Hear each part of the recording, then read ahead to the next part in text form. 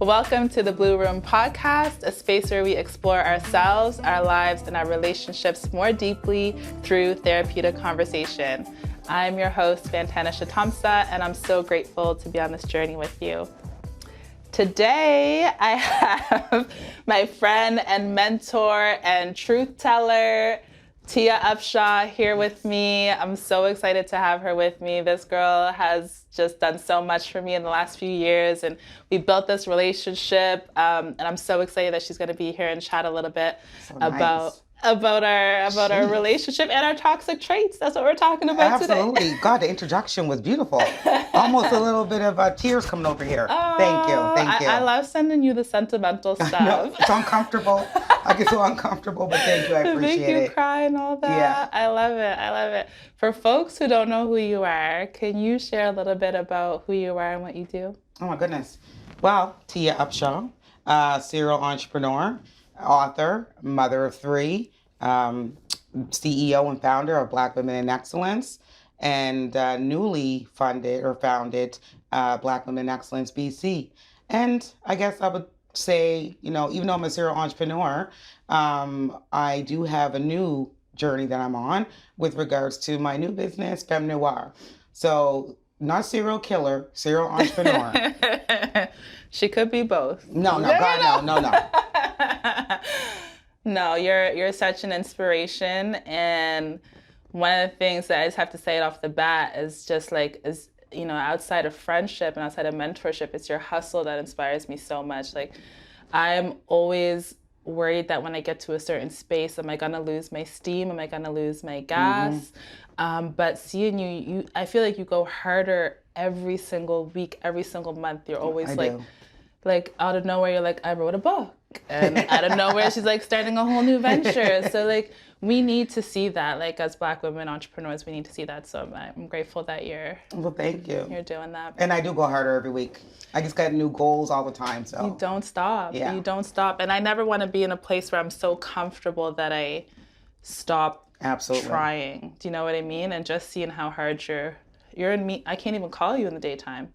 Well, you can. You can text me, and I'll voice notes because she can't even listen because she'd be in a meeting. No, but I mean, certain people, Fantana can call me, you guys. I may not answer right away, but I usually call back within like an hour. Yeah, like, you do. You're just always going after it. Always hungry. I am. Always hungry. I keep reaching for. It's almost like a drug high when you're always looking for the next high. Yeah. For me, it's a success high. Yeah. It's a business high. It's an empowering high where I just need to keep elevating myself to see how far I can go. I want to push the envelope. You're just challenging yourself. Yeah. What was your schedule like today? Because I know I kind of interjected in your schedule and you just made space for me. But yes. Tell me what your day looked like. How was your day today? Well, I woke up early this morning. I wake up every day at 4:30, 5 o'clock. That's normal. But I had a meeting right at 8 o'clock this morning. And then I had another meeting at 9:15. And then that lasted longer than it was supposed to. So I wasn't happy with that. And then I had to go do a cleaning through my previously owned business, Top Notch Cleaners, to finish off that for my daughter who's taking that over. And then from there, generational wealth. From there, I dropped off the laundry to the laundromat. Shout out to Debbie at Shabak the Laundromat, my girl. And then I came here. But I got lost in the parquet. Like, it's a whole thing. Like, I was in the wrong area. And I'm from Halifax, Nova Scotia, people. And I still got lost in the parquet. But I made it, and I think I look fly, too. You do. You're always going to come bold and bright with the lip, with the outfit. So, absolutely. And after this, you're taking your family. Yep. We're taking a weekend away. Myself, my children, my fiance. We're going away down to the valley from 2:30 p.m. Technically, it was supposed to be 2, but I gave Fanny some more time. So 2:30 p.m.-ish, I'll be heading out. BWIE will be closed. Tia will be closed down until Tuesday. I love it. I'm excited. You deserve it. So today we're going to chat about toxic traits. I don't even like to say toxic traits because it's just like a buzzword. It's just traits that we have that might be more difficult for other people to deal with. And a lot of times these traits come either because of trauma or lived experiences that we build up walls, or we build up these, you know, these traits and these personality characteristics that other folks might find difficult. So depending on how self-aware you are, I feel like you can call yourself out. Yeah. You can, you know, you can make a decision to work on it, or to at least address it, acknowledge it, and then make decisions based on the fact that, okay, I know I'm going to react this way. I know that people are going to see me this way. So use that to your advantage, right? Absolutely. But before we do that, I want to pull a card. Oh, let's pull some cards. I don't know if you guys heard of the And, but it's a really nice deck. It's really good for conversations, really good to kind of, you know, spark thought, provoking, you know, questions and conversations. So I love it. Anytime I meet somebody new, I like to pull a card from this deck, even though you're not new. I was gonna say, girl, I'm not new. You're not new. But I'm new to the deck. There we go. You got to get this. There's like an edition for couples. There's edition for work colleagues. There's like a bunch of different ones. Wow. So I just pull anyone? You pull anyone and tell me what it says. Sorry, my nails. Big old nails. What does it say? When was the last time you were ashamed of your finances, and why? Oh, damn. Thank God you pulled that and not me. Well, I guess I'll answer that. Yeah. I believe it would have been between 2012 to 2013. And I was not doing well financially. I was back on social assistance. I was waiting for that child tax benefit to drop every 20th or 19th if it fell on the weekend. Right, we know that life. The GST couldn't wait for it to come. And I was living in a 1-bedroom on Creighton Street with 3 of my kids. So and what about the car door? Tell us. Okay, we only have, like, that was a vibe though. My kids joke about it now all the time. We had a car that only had one door that worked. So we would have to like go through that one door and kind of all travel through. But I'm a grown woman and I'm heavy set. So I was like, I'm the last one going and everybody get in. And it worked for us for almost a year. And I delivered newspapers out of that same car with one door. The windows all worked. And was able to start, you know, the empire I have now. So that was the last time that I've had to worry about finances. 10 years ago. Yeah. 10 years ago. I mean, sometimes I want to start worrying because I just be out here spending. Like, there should be a point where you're like, girl, like, you need to slow down. But for me, it's the fruits of my work. 100%. Like, I enjoy it. 100%. So I don't, I can't even think in the last 10 years if there was a point where I was stressed about finances in my home. Yeah. I mean, when I scaled my cleaning company, when I started bringing employees on, that was tough because you have to make sure you make payroll. Sheesh. So that was Staff tough. Staff is another ball game. It's another ball game. It is all contractors. Like from now on, forever. Literally. And I can do subs. Only contractors.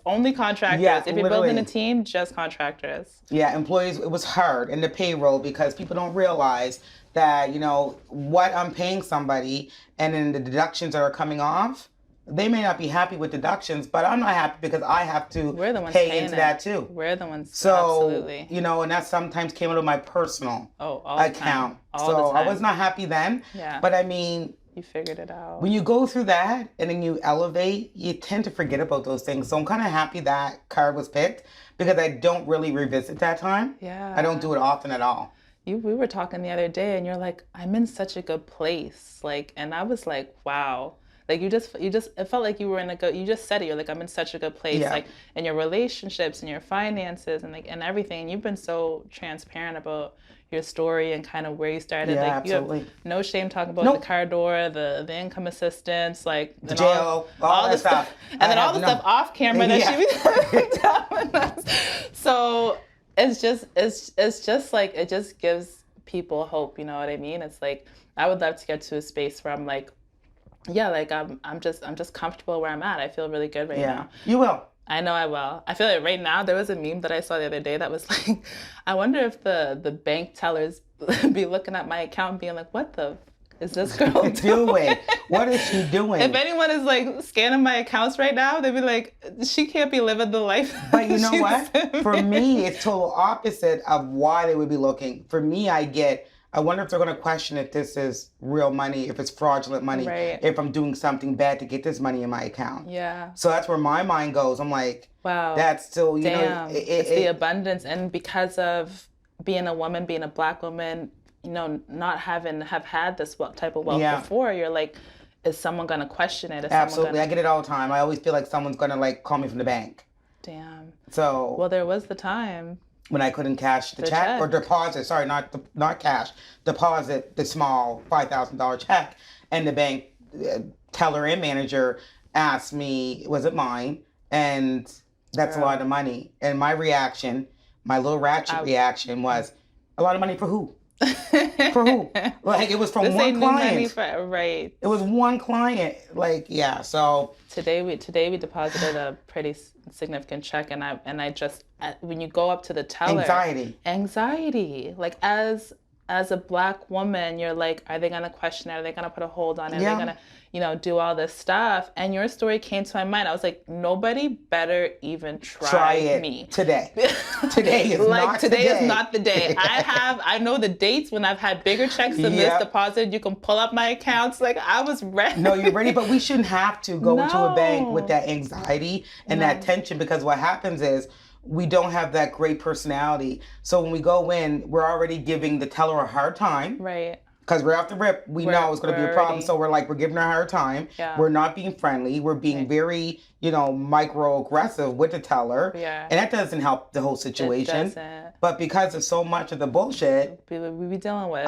if I go to my bank, like, number one, since that situation, I won't even go to no other branch but my branch. Yeah. I won't. Not even to go to an ATM, girl. Like, I won't do it. And even when I go to my branch, I wait in line until I see a teller that knows me by name. Really? Literally. And there could be like 20 people in front of me, and I'll wait. And there could be 10 behind me, and I'm like, you can go first. And tell the person that knows me is available, then I'll go up. People don't realize, like, we live in Halifax, Nova Scotia, Canada. People don't realize the amount of systemic racism that's still alive in this province today. Like, it's alive and well. Breathing. Because of how many Black communities do we have? 54, something like that? No, it's 44 now. 44 historically Black communities here. So this is generations of Black families, Black loyalists, descendants of slaves. Like, there's so much history here, and just as much rich history as there is, 400 plus years, there is the same opposition of that. Oh, that's been going 500 plus years. So much. It's funny because I was at a colleague, well, really an auntie, because she's older than me. She basically raised me since I was young with my grandmother. Lived in the same block as me in Mulgrave Park. Yeah. And I was at her house the other day, and her mother passed away, I'm going to say 5 years ago. Yeah, it was about 5 years old, because I remember when her mother's funeral happened. I was in jail, and I couldn't get out to go to her funeral. And they were really close to my family.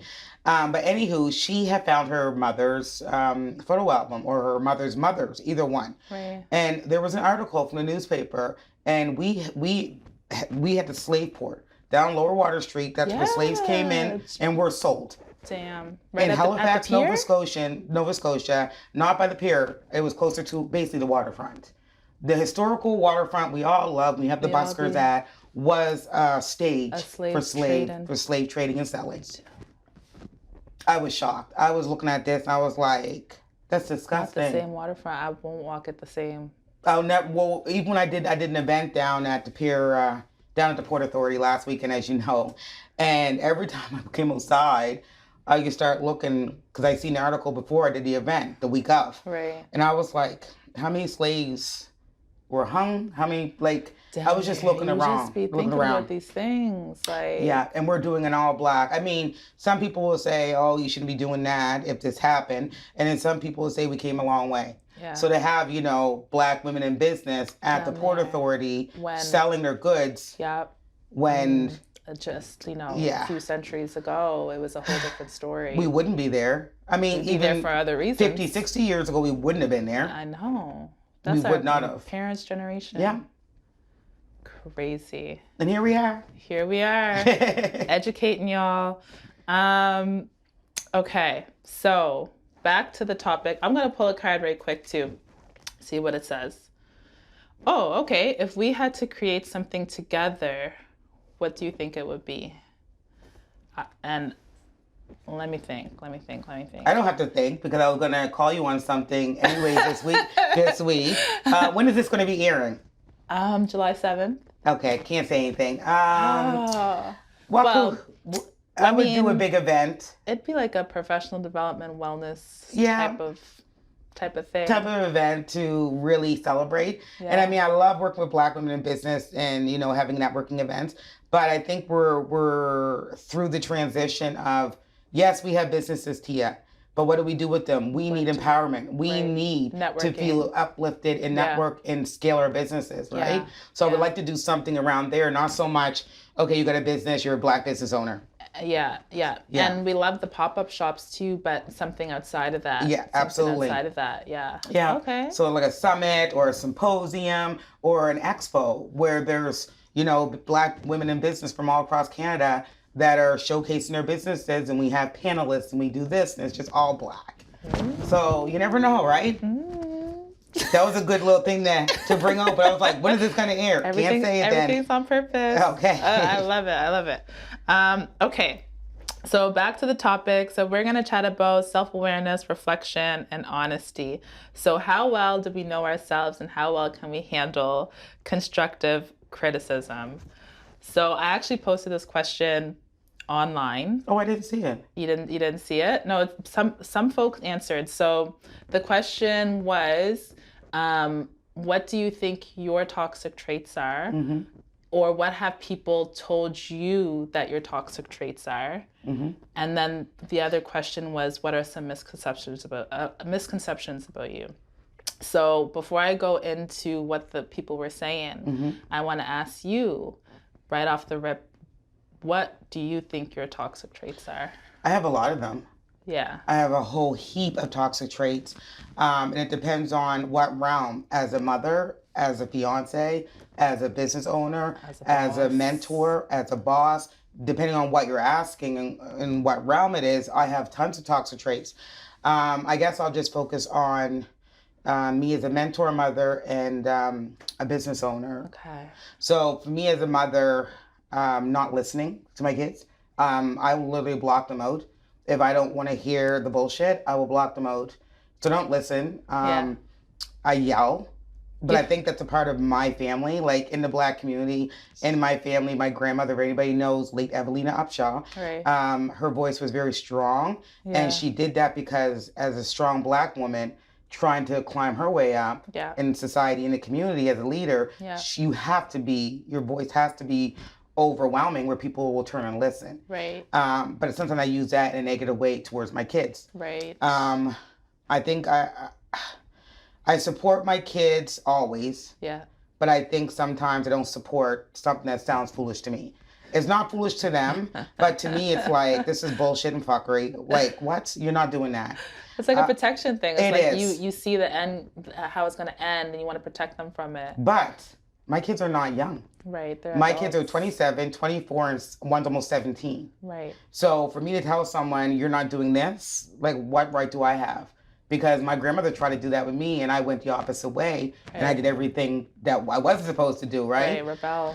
So another big toxic trait is I'm not an emotional person with my kids. I've never been that way. My kids will tell you, like, mom's not a hugger. She says she loves ya, but it's like when she gets off the phone with you because she has that fear of something happening to her before she goes to sleep or whatever, right? And I always want my kids to know I love them. Yeah. But I'm not emotional with my kids. Right. It's like, okay, that happened. What the fuck are you gonna do about it? You cry once and move on. Stop this foolishness. Like it's real. Love. It's real with my kids, and my kids will vote and say that. Right. Very argumentative when it comes to my children and my fiance. Like I feel like I have strong facts behind a topic. Stay ready. I will be. Stay ready. Listen. You can't change my mind on things. I will go to Google. I will pull out everything to prove that I'm right. Like literally, that's not good though. Sometimes you just let people let the situation be, and if you let them feel like they're right, makes them feel great and boosts their confidence. Who am I to shut them down and make them feel less than of? But I do it all the time. So that's a big toxic trait. As a mentor. First of all, you're super self-aware. Sorry, I just got to throw that out there. Yeah. You're going to be really maybe not surprised when you hear what your kids had to say. Oh, I know. I know like who I am, and I'm very self-aware of it. Yeah. Some things I've worked on and changed, and some things I refuse to because it's my character, and I'm not going to do that. Right. When it comes to mentorship and business, I'm big on accountability. Yeah. And sometimes that could be a toxic thing because not everybody has the go-get that I have. Yeah. And then that will kind of stream into my next toxic trait is me caring about Black women and their businesses more than they do. Mm-hmm. Like I get so engulfed in a Black woman who has potential, who started a business and ain't doing shit with it. I just get right mad. What happens? I'll just cut you off. Yeah. Because I can't sit around mediocrity of you just letting this go to waste. Right. Yes. Yeah. Like when they have such a good idea, such a good vision, such a good plan, and you see the potential in them. It drives me nuts. And I give them every tool. Yeah. I work with them and you're not doing anything. Yeah. You're not showing me that you want this. So me wanting it more than you, like literally I go to bed at night stressed out about other people's businesses. So then I just kind of walk away and I just don't talk to them no more. You just let it go. That's a toxic trait, to not give someone an opportunity to tell me why they just couldn't move forward. It could be mental health, it could be emotional well-being, it could be a breakup, it could be someone in their family died and they took that grievance. Like, I don't know. Or letting them let it unfold the way that they needed to unfold. Yeah, I don't. I literally don't. I know that's not right. Like, literally. They wouldn't learn the lesson. If we, and I do the same thing too. Like if I keep pushing and wanting you to succeed more than you want to succeed, they're never going to learn the lessons along the way. Absolutely. They're only going to know the lessons that I taught them, but it's never going to resonate with them. You know what I mean? When are we going to get it? Like, it's bad. It's bad. So I know my toxic traits, and sometimes I will, another big one with even my fiance will say, like, you are so stubborn when it comes to things. Like, I'll tell you something and you don't want to hear it. Yeah. And then you'll come to me a month fucking later and say, oh, guess what happened? So-and-so said this, now I'm going to do it. Yeah. That just fucking, it pisses him off. Because he's like, why does it take someone else to tell you, to say it? Like, do you not think that what I said was correct? Right. So that is a toxic trait I am definitely working on now. The stubbornness is real. I don't know if it has to do with like my zodiac sign. I'm a Taurus. You're a Cancer. I'm a Cancer. I know, but we're known for stubbornness. It is. You know, and you know, people think like I'm calm, cool, collected all the time, but my family will tell you something different. Like they see, like I let shit pile up and then I explode. Like I need to get better at addressing the small stuff, and then that way there's not a big implosion at the end. Because all of a sudden I've let stuff build up, and then I'm getting mad at someone over toilet paper. Okay, that's a toxic trait. That is toxic. That's a bad one. And then they'll be like, it's just toilet paper. It wasn't even that big a deal. But for me, it's the buildup of the last like few arguments and stuff that I didn't say. So I need to get better at expressing it, you know, in the moment. And sensitive. Like I find I'm very sensitive. Oh, I'm not. You just like, do you just cut it? I don't know. I just never been. You're impermeable. Like someone could say something and you know what it's true, what's not true. And it doesn't. Yeah, I don't. I'm super sensitive. Not me. Like, I'm not. And I want to work on that. Like, I want to work on that, people. Because, you know, when you work with Black women, they're coming from different, like, streams of communities, different levels of education, different backgrounds. So a part of me, where I work with so many of them, I should be more sensitive to situations. But do you think that's why you cut people off? Because you're sensitive? No, I just don't got time for the bullshit. That's why I cut them off. Like, I'm like, you're not bringing. Symptom, but different cause. Yeah, you're just not bringing that into me, and I just gotta let you go because you're. I feel like, for me, I like to be around people who are elevating and who are better than me. Yeah. Once I feel like you don't give a fuck, well, guess what? I'm not gonna give a fuck no more. Right. And I just I don't tell you you're cut off. Yeah. So that's another toxic trait. I don't even tell somebody that I'm upset with you. Right. You disappointed me. I don't even tell them. I just literally go MIA, and that's it. Yeah. Did we ever get into a disagreement that you remember? No. Well, you thought that I did. You thought that I did. And I was like, what? Like, no. Like, and I think that's around the time I just started BWIE. Like, it was just That kind was of like, coming in. well, it was like a year ago. So, was a year ago. and that's when everything turned with BWIE too, Yeah. right? Yeah. I was just like, but you know what's so funny? I thought about you the other day because I had another black woman who is in the same field as you. Yeah. You put two and two together. Okay. She asked me the same thing. What'd she say? Are you mad at her? Are you mad at me? I feel a disconnect. Oh, damn. And I was like, no, I'm not. Girl, No. there's so much going on. That's how it is. That's what I've learned over our relationship is like, you just literally have so much going on that you can't always give full long responses. You can't always. And it's not personal. It's not personal. Yeah. I mean, this one, I was like, oh man, yeah. I was like, damn. Because I remember I couldn't mentor for the thing. And then. That had nothing to do with it. I was just like, okay, she can't mentor. I got to move on and find somebody else. Damn. So things like that I don't hold on to. And you were scaling your business. You were doing things. Yeah. So I would have no reason to be distant from you because you were doing you. Yeah. I'm talking about when people don't do nothing. Yeah. I don't see nothing on Facebook. You're not scaling your business. You're not promoting your business. You're not in programs. You're not doing nothing. Right. That's when I kind of just... Yeah. You can't even message me and I won't even respond. At least when you message me, I responded to you. Yeah, you did.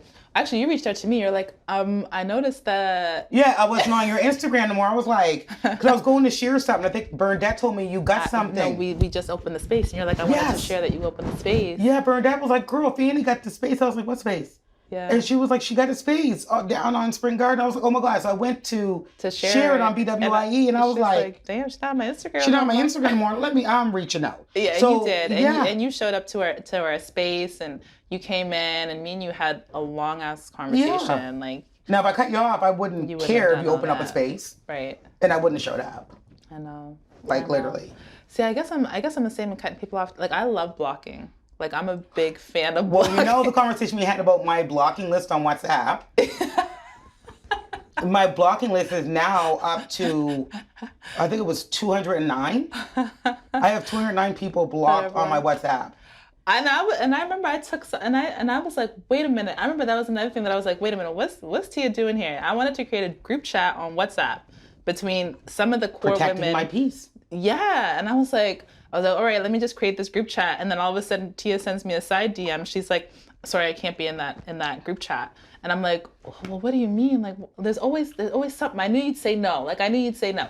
And you were like, no, like, you're like, it's literally not personal. I have like 200 people blocked on my WhatsApp. And then she was like, oh, well, you know when you add someone number in your phone, it automatically goes to your WhatsApp. And then I think I sent you a screenshot. I was like, yeah, I know that. So there was somebody pre-blocked. We just seen someone the day before at an event. Yeah. And I said, look, she's blocked. Right like away. I took her number because she wanted my number and I wanted hers. Yeah. But you don't go on my WhatsApp. And the thing about it is, it's not just protecting my peace.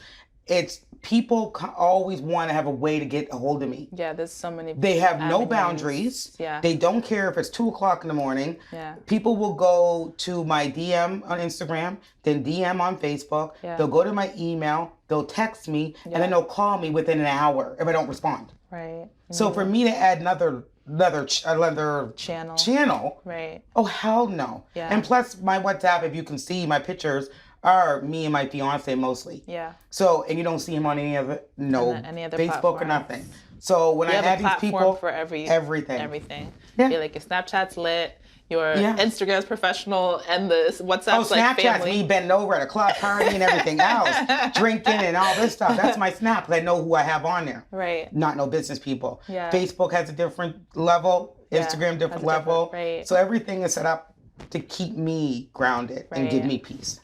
There's always a method to the madness. Like always we with can't. me. Yeah. We can't take it personal.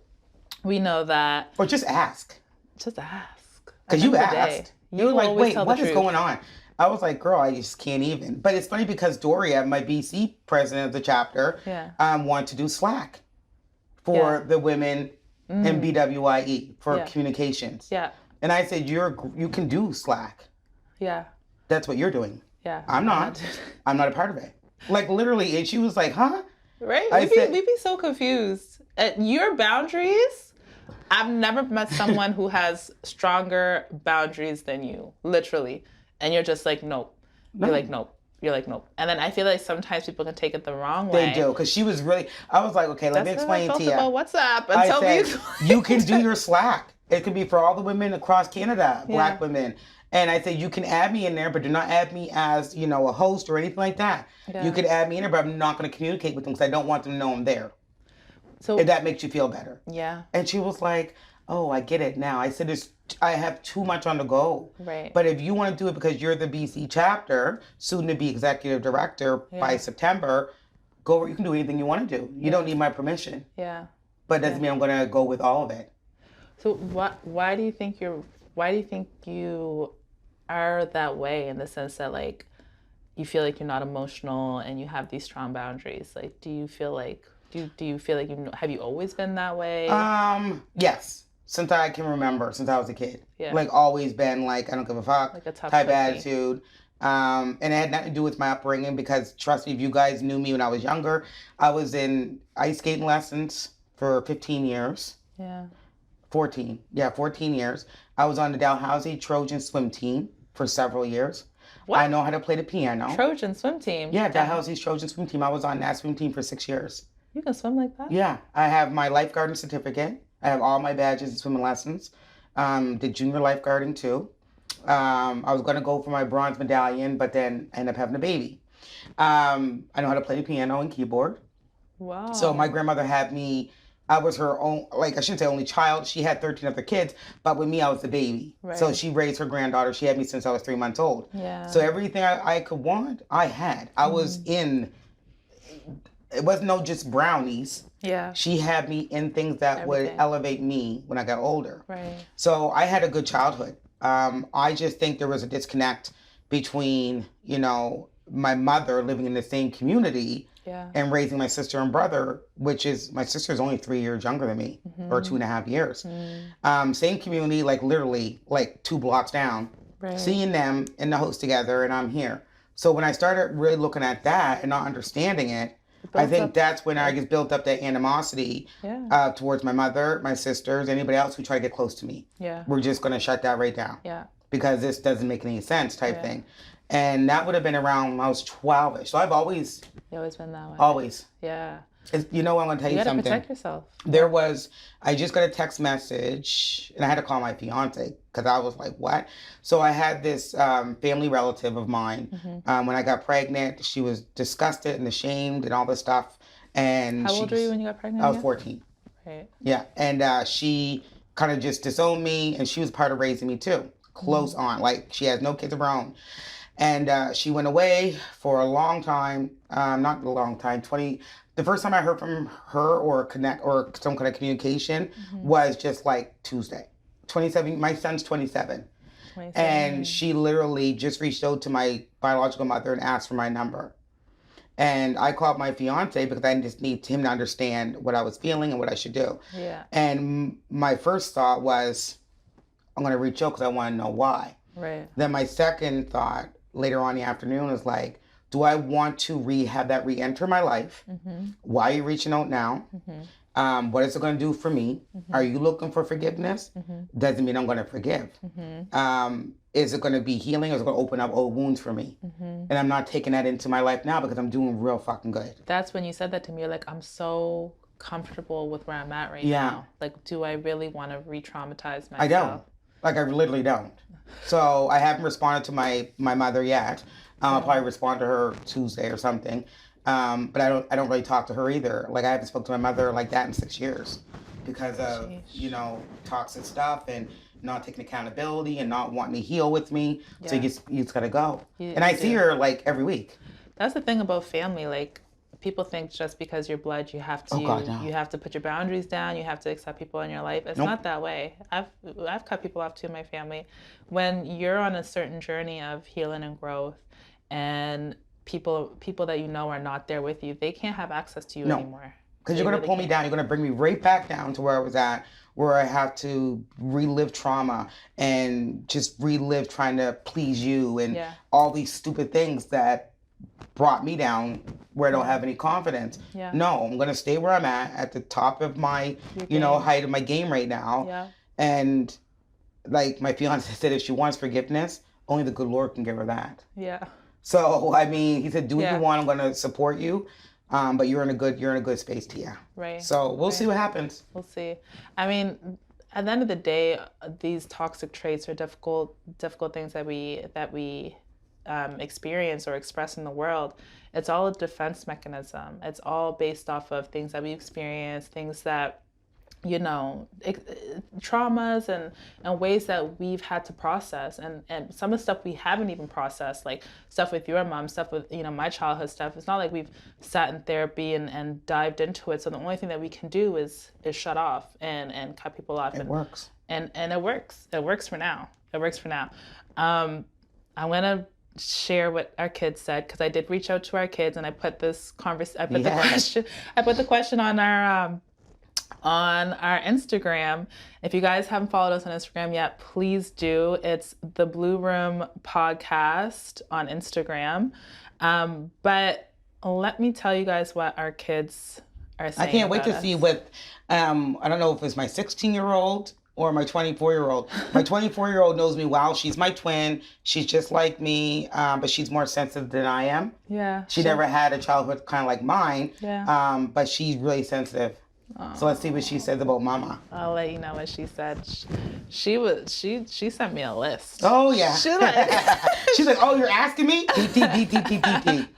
So I was like, what are the toxic traits that as Tia's kid, what do you see, or what would you call out? What's most difficult to deal with?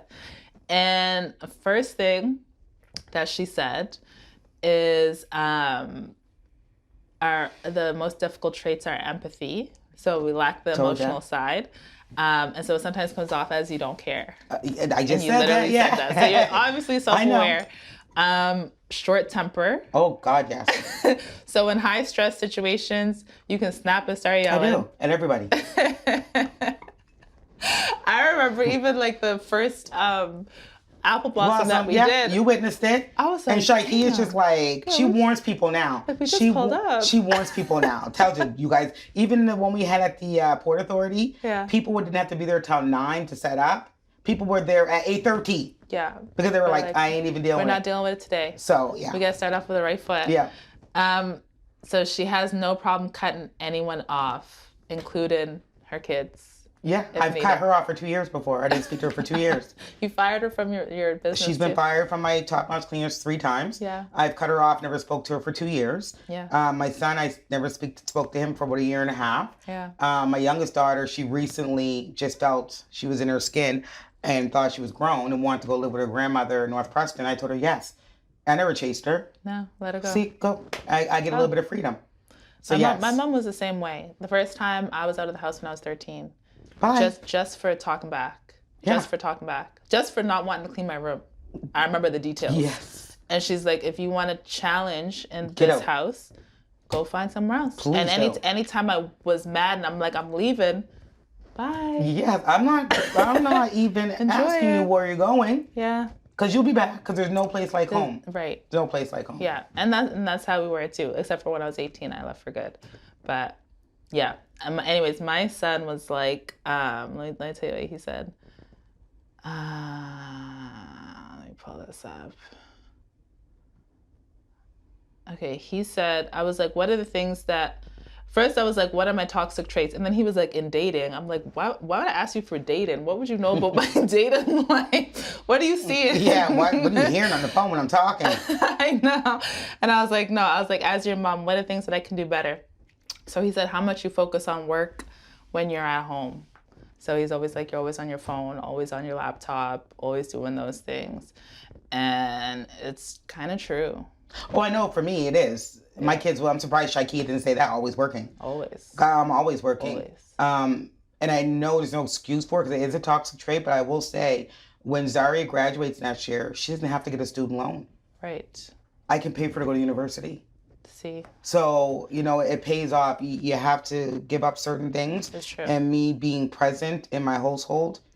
Sometimes, especially when it's a single income household. Yeah, basically. And when you're an entrepreneur, it's like you're literally, if no vacation days, you don't get overtime, you don't get time and a half. No. Nothing. You have to grind 24/7. Just so we keep a roof sleep, over. And shit. Yeah. Exactly. And a nice roof with a nice car, nice clothes, good food. Right. Like literally. Yeah, anything you guys need. Yeah. Right? Some things from from the answers on our Instagram. I asked someone, what are your toxic traits? And this person said, trying to problem solve for people who just want to vent.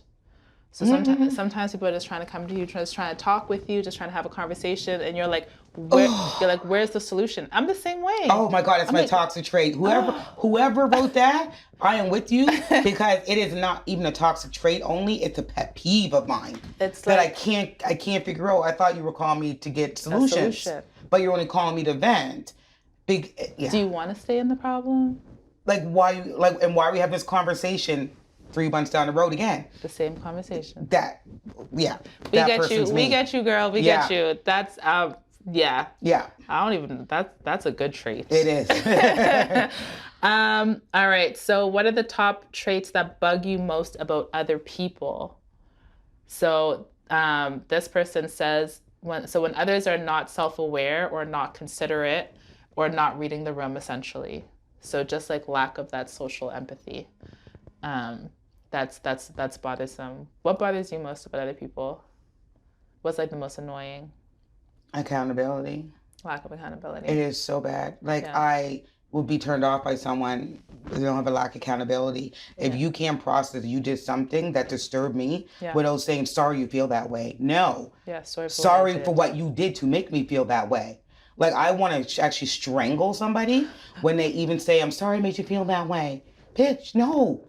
That's not what you say to me.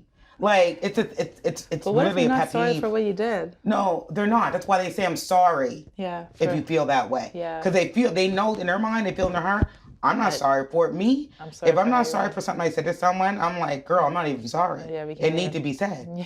I'm not saying it. Like, you're mad at me, be mad, but like. Yeah. I may be sorry I upset you with the truth. Right. But I'm not sorry for what I did. I'm not sorry for what I said or did. Sorry. Like, it's I'm so not hard sorry, to say not sorry. It's true. Misconceptions. This person says that just because I'm reserved, I don't have an opinion. So some people assume that just because a person is reserved, they don't have an opinion. I can relate to that too. I'm not the loudest in the room, but if you ask me a question one-on-one, I probably won't shut up. Absolutely. Like, I will talk about it. That's facts. That's a good one, right? Okay, and another misconception, that I'm stuck up. Truth is, trauma makes you armor up, and it takes work, healing, and time to trust the world enough to remove that armor. 100. Yeah. 100%. Stuck up, aggressive. I'm aggressive. I'm a bitch. I'm bougie. I think I'm better than everybody else. Yeah. The list goes on. Yeah. But who I am has enabled me to be able to travel through my whole journey through my life. Absolutely. They don't see the work that goes behind it. They don't see the work that goes behind it. All right, we're wrapping this up, guys. Okay. All right. Is there any other one? No, we're good for now. All right. We'll save the other ones for the next episode. Oh, okay. Sounds good. All right, guys. Thank you for tuning in. Please join the conversation. We are on Instagram and YouTube, right? I think we're on YouTube and Apple and Spotify. We're all over the place. We're all over. We're taking over. So follow us, join the conversations. If we post questions, please send us some DMs. Tia, thank you so much for making time to come in. We can't wait to have you again.